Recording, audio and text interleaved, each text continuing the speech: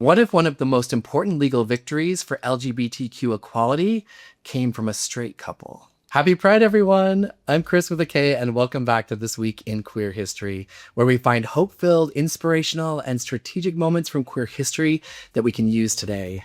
This week marks 59 years since the Supreme Court told 16 states they couldn't ban love anymore, when Richard and Mildred Loving won their case against Virginia in 1967.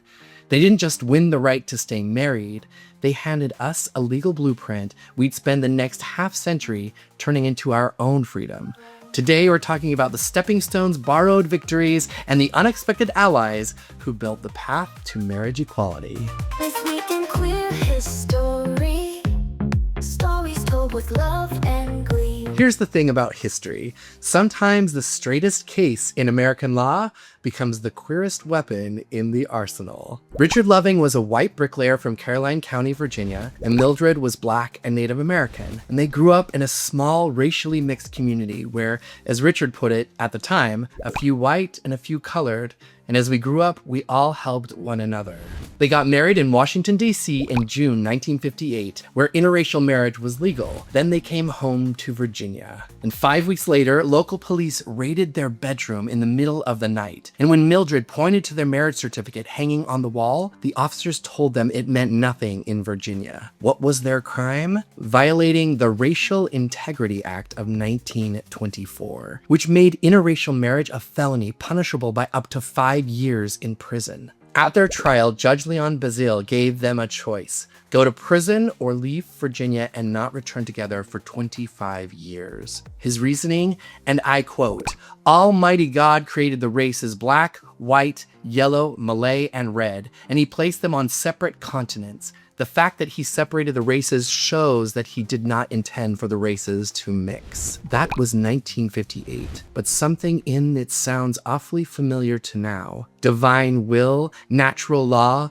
the sanctity of traditional boundaries. These are the same arguments that would be thrown at us for the next 50 years. But the Lovings, they took the deal and moved to Washington, D.C., but they were miserable. They were cut off from their families, they were struggling in that city, and when their son got hit by a car in Washington's busy streets, they knew they needed to go home. In 1963, Mildred wrote a letter to Attorney General Robert F. Kennedy asking for help, and Kennedy forwarded it on to the ACLU, and the ACLU sent it to two young lawyers, Bernard Cohen and Philip Hirschkopf, barely out of law school, and they both took the case for free. And 3 years later, they were standing before the Supreme Court. Virginia's lawyer defended the law by claiming it applied equally to both races. Both white and black people were punished for interracial marriage. So where was the discrimination? Justice Potter Stewart asked the question that cracked the case wide open. Is there any doubt in your mind that the object of this statute is white supremacy? On June 12, 1967, Chief Justice Earl Warren delivered the unanimous decision,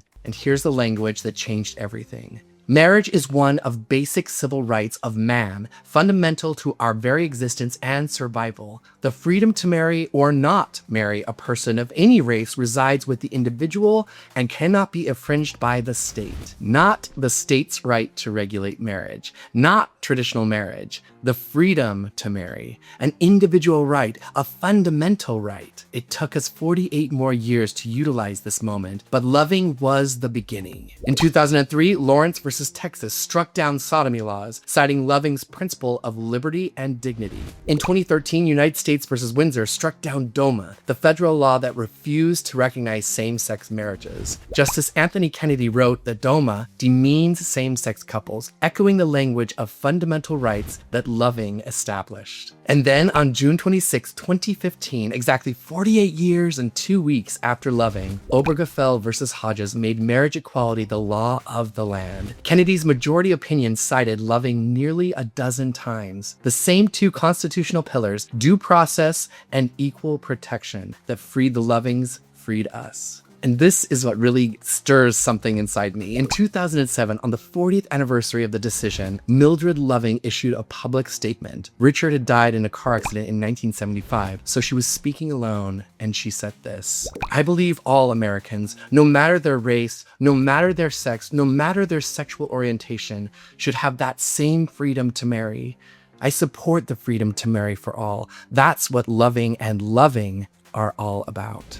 And she didn't have to say that. She could have stayed quiet, but she explicitly connected her struggle to ours, giving her blessing and her name to another civil rights movement. We owe her so much. And we owe Bernard Cohen and Philip Hirschkopf, two Jewish lawyers from the North who believed in the Constitution enough to take on Virginia for free. We owe the ACLU. We owe Thurgood Marshall and the NAACP Legal Defense Fund, who wrote the playbook for using the 14th Amendment like a battering ram. And we owe the entire civil rights movement because they proved it could be done. But now I want to talk about what it means for us today, the actions we're taking now that our gay grandchildren will look back on with gratitude. A huge thank you to the members that you see on screen right now. Your support makes this all possible, and it helps me keep digging through archives and sharing the queer history that inspires us. If you'd like to join them, there's a link up above and in the description down below. And if membership isn't in your budget right now, no worries. Subscribing and hitting the bell helps more than you know. Most of all, thank you for being here.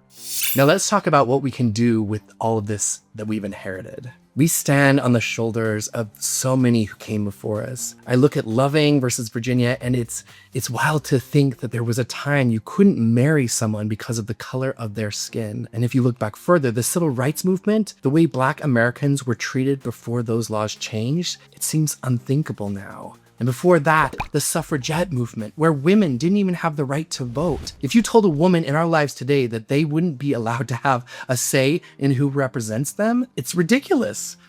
But that was our country just over 100 years ago. And I have to hold on to this, especially now because we are going through some really hard times. And it feels like we're moving backwards, but I always have to remember that progress has always been 2 steps forward and 1 step back. It's a slow slog, but it always leans towards justice, towards equality, towards freedom for all, regardless of skin color, background, religion. I have to believe that there's something inherent in people that pulls us in that direction. So when I look at the fights that we are fighting today with immigration rights, trans rights, financial equality, and protection for all, I know that these struggles will become the shoulders future generations stand on. And it might seem out of reach right now or utopian, but it is true. Our small actions right now, showing up, fighting, resisting, hoping above all, they are making the world better. So why are things stepping backward right now? Maybe we got comfortable, we relaxed into the rights we had won and stopped looking around to see who still didn't have them. We stopped examining how our systems protect some and leave others behind.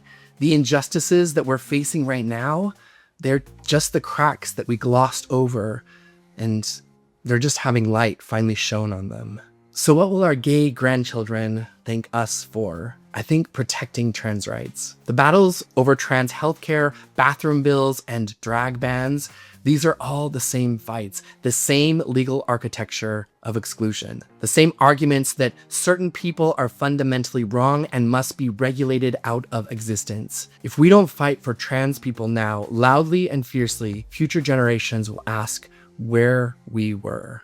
I think we have to defend the victories that we've already won as well. Justice Clarence Thomas, in his concurrence overturning Roe, explicitly called for reconsidering Lawrence, Windsor, and Obergefell. He called them demonstrably erroneous.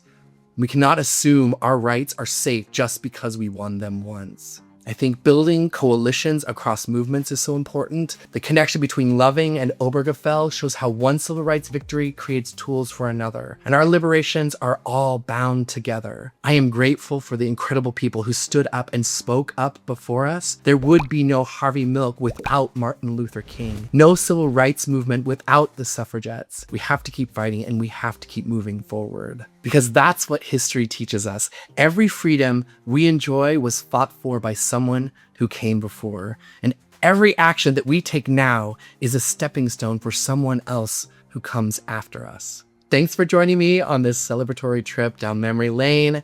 I'd love to hear your thoughts. Please drop a comment below and tell me what you think about our gay grandchildren and what they will thank us for. And if you want to keep the conversation going, you can Join our email list. using the link up above or down in the description. We get over there and we share history, we ask questions, and we build connection together. And please check out the video popping up right over here for more queer history. And until next time, stay strong, stay bold, and keep making history.